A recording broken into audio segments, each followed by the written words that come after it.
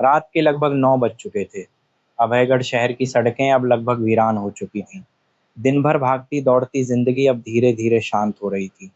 कहीं कहीं सड़क किनारे लगी पीली स्ट्रीट लाइटें जल चुकी थीं, जिनकी धुंधली रोशनी सुनसान गलियों पर बिखर रही थी।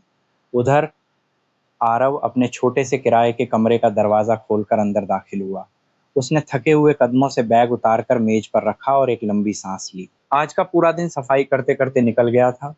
पुरानी लाइब्रेरी, उसका बंद होने का फैसला, तहखाने में मिला लकड़ी का संदूक और उसमें रखी वो रहस्यमयी काली डायरी, ये सारी बातें अभी भी उसके दिमाग में घूम रही थीं। उसकी नज़र अनायास ही बैग पर चली गई। बैग के अंदर वही डायरी रखी थी। वो कुछ क्षण तक उसे देखता रहा, फिर हल्का सा मुस्कुराया। देखते हैं, आखिर इस पुरानी डायरी में ऐसा क्या है।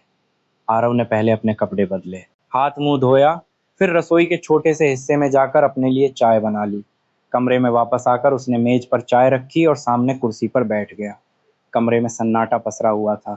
सिर्फ दीवार पर लगी घड़ी की टिक टिक टिक सुनाई दे रही थी। उसने धीरे से बैग खोला, अंदर से काली डायरी निकाली। धूल तो वो लाइब्रेरी में ही साफ कर चुका था, लेकिन उसका पुराना चमड़े का कवर अब भी समय की मार साफ दिखा रहा था। डायरी को हाथ में लेते ही उसे एक अजीब सी ठंडक महसूस हुई। उसने तुरंत अपने मन से उस विचार को झटक दिया।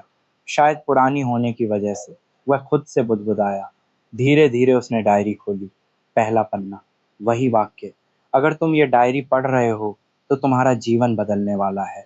आरव हंस पड़ा।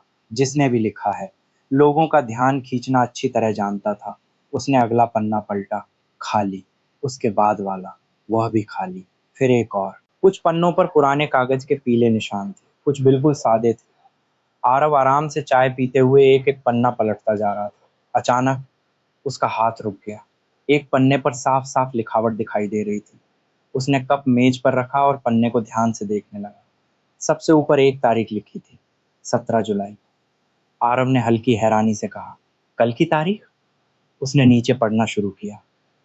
तारीख 17 जुलाई। समय दोपहर 2:17। स्थान एम जी रोड, अभयगढ़। व्यक्ति राघव मल्होत्रा।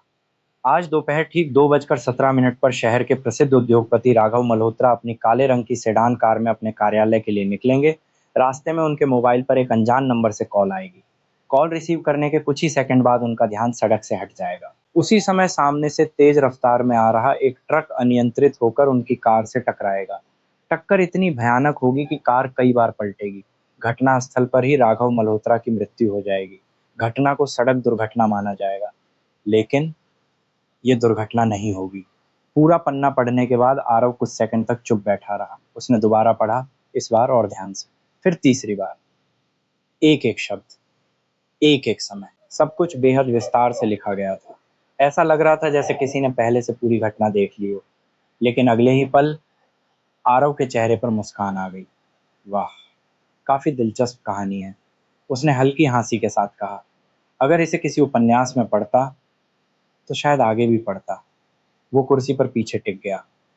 लेकिन वास्तविक जिंदगी में ऐसा कहाँ होता है? उसने डायरी की तरफ देखते हुए कहा, कोई इंसान पहले से किसी की मौत का समय, जगह और तरीका कैसे लिख सकता है? उसने खुद ही अपने सवाल का जवाब दिया, नहीं लिख सकता। मतलब ये सिर्फ एक कहानी है। आरव ने पन्ना फिर से पढ़ा। इस बार उसे आखिरी लाइन पर हंसी आ गई।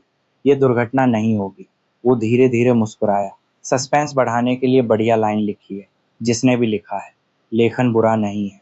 उसने अगला पन्ना पलटा, लेकिन वो खाली था। उसने उसके बाद वाला देखा, वो भी खाली। फिर एक और, सब खाली। अरे, आगे की कहानी कहाँ गई? उसने हल्की निराशा से कहा। इतना अच्छा सस्पेंस बनाया और आगे कुछ लिखा ही नहीं। उसने डायरी बंद कर दी। अब उसके मन में उस डायरी को लेकर कोई डर नहीं था, बल्कि उसे लग रहा था कि शायद किसी लेखक की अधूरी पांडुलिपि उसके हाथ लग गई है। उसने चाय खत्म की, डायरी मेज पर रख दी, फिर अपनी पसंद की एक किताब उठाकर पढ़ने लगा। लेकिन बीच बीच में उसकी नज़र उसी डायरी पर चली जाती। हर बार वो मुस्कुराकर खुद से एक ही बात कहता, अगर कल दोपहर 2:17 पर सच में यही सब हो गया तो मैं मान जाऊंगा कि दुनिया में चमत्कार होते हैं। ये कहते हुए वो खुद ही हंस पड़ा। उसे जरा भी अंदाजा नहीं था कि उसने अभी अभी मजाक में जो बात कही है। कुछ ही घंटों बाद वही उसकी जिंदगी का सबसे बड़ा सच बनने वाली थी। सुबह की पहली किरण खिड़की से होकर आरव के कमरे में पहुंची। धीरे धीरे उसकी आंखें खुली। कुछ पल तक वो चुपचाप छत को देखता रहा। फिर उसे पिछली रात की डायरी याद आ गई। वह उठकर मेज के पास गया। वहां वही काली डायरी रखी हुई थी। कुछ देर तक वो उसे देखता रहा। फिर हल्की मुस्कान के साथ बोला, तो आज तुम्हारी कहानी का सच पता चल जाएगा। उसने डायरी उठाई। एक बार फिर वही पन्ना खोला। 17 जुलाई, राघव मल्होत्रा की मौत। उसने समय देखा। सुबह के 8 बज रहे थे। अभी बहुत समय बाकी था। आरव ने डायरी बंद कर दी। उसके लिए ये अब भी सिर्फ एक कहानी थी।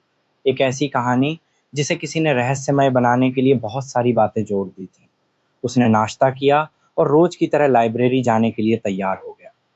बैग में रखते समय उसकी नज़र एक बार फिर डायरी पे गई। कुछ पल के लिए उसका हाथ रुक गया। फिर उसने सोचा, ले जाता हूँ। वैसे भी आज पता चल जाएगा कि यह सिर्फ कल्पना है या कुछ और। उसने डायरी बैग में रखी और घर से निकल गया। अभयगढ़ की सड़कें हमेशा की तरह लोगों से भरी हुई थीं। दुकानें खुल चुकी थीं। लोग अपने काम पर जा रहे थे। वाहनों की आवाजाही जारी थी। आरव भी हमेशा की तरह शांत कदमों से लाइब्रेरी की ओर बढ़ रहा था। उसके चेहरे पर कोई चिंता नहीं थी। वह बस मन ही मन उस डायरी में लिखी बात को याद कर रहा था। दोपहर 2:17। उसे खुद पर हंसी आ रही थी। मैं भी कितना अजीब हूँ, एक पुरानी डायरी की कहानी को लेकर सोच रहा हूँ। कुछ ही देर बाद वो लाइब्रेरी पहुंच गया। विनोद जी पहले से वहां मौजूद थे। आ गए आरव? जी सर, आज जल्दी आ गए। हाँ, बस नींद जल्दी खुल गई। विनोद जी मुस्कुरा दिए। आरव अपने काम में लग गया, जैसे हर दिन करता था। किताबें व्यवस्थित करना, पुराने रिकॉर्ड देखना और आने वाले लोगों की मदद करना। लेकिन आज बीच बीच में उसकी नज़र घड़ी पर चली जाती। वो खुद भी नहीं समझ पा रहा था कि ऐसा क्यों हो रहा है। वह जानता था कि यह सिर्फ एक कहानी है, फिर भी दिमाग बार बार उसी समय को याद कर रहा था। दोपहर के 12 बजे, फिर 1 बजे। लाइब्रेरी में सब कुछ सामान्य था। आरव ने मन ही मन कहा, देखा, कुछ नहीं होने वाला, बस एक कहानी थी। लेकिन फिर भी उसने घड़ी की तरफ देखा। अब 2 बजने वाले थे। वो हल्का सा मुस्कुराया। बस अब थोड़ी देर और। उसे खुद पर हंसी आ रही थी। वो ऐसा व्यवहार कर रहा था जैसे सच में किसी घटना का इंतजार कर रहा हो। घड़ी की सुई धीरे धीरे आगे बढ़ी। 2:10, 2:15, 2:17। आरव ने अनजाने में घड़ी की तरफ देखा। कुछ नहीं हुआ। लाइब्रेरी में सब कुछ वैसा ही था। लोग किताबें पढ़ रहे थे। कोई अपने काम में व्यस्त था। कोई धीरे धीरे बातचीत कर रहा था। आरव ने राहत की सांस ली। देखा, कुछ नहीं हुआ। मैं बेकार में सोच रहा था। अब उसे पूरा विश्वास हो गया था कि डायरी सिर्फ किसी की लिखी हुई काल्पनिक कहानी थी। उसने अपना ध्यान फिर काम में लगा लिया। शाम धीरे धीरे होने लगी। लाइब्रेरी बंद करने का समय आ गया। आरव ने रोज की तरह सारी किताबें अपनी जगह रखीं। विनोद जी ने दरवाजा बंद करते हुए कहा, चलो आरव, आज का काम भी खत्म। जी सर। आरव बाहर निकल आया। रास्ते भर वो डायरी के बारे में लगभग भूल चुका था। अब उसे वो बात मजाक लग रही थी। वो सोच रहा था कि घर जाके शायद उस डायरी को दोबारा देखेगा। शायद उसमें कोई और अधूरी कहानी मिले। रात को आरव अपने कमरे में पहुंचा। उसने खाना बनाया। फिर टीवी चालू करके आराम से कुर्सी पर बैठ गया। समाचार शुरू होने वाला था। वो बिना ज्यादा ध्यान दिए चैनल बदल रहा था। तभी अचानक स्क्रीन पे लाल रंग की पट्टी दिखाई दी। Breaking news. आरव ने सामान्य रूप से टीवी की तरफ देखा। लेकिन अगले ही पल उसकी आंखें वहीं रुक गईं। समाचार वाचक गंभीर आवाज में बोल रहा था, अभयगढ़ से इस वक्त की बड़ी खबर सामने आ रही है।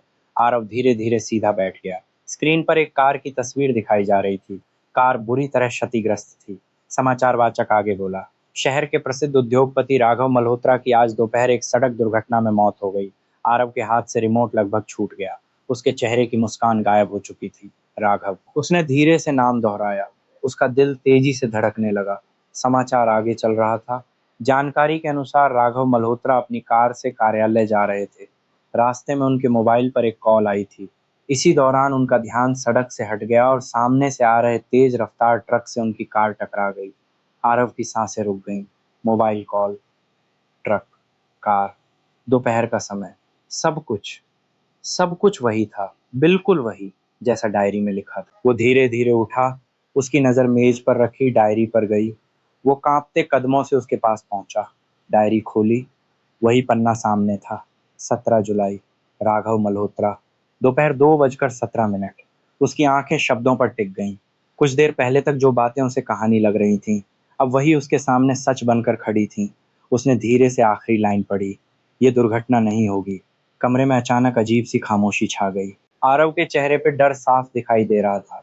उसने डायरी बंद कर दी, लेकिन इस बार वो हंसा नहीं, क्योंकि अब उसे समझ आ चुका था। ये कोई कहानी नहीं थी, ये एक भविष्यवाणी थी।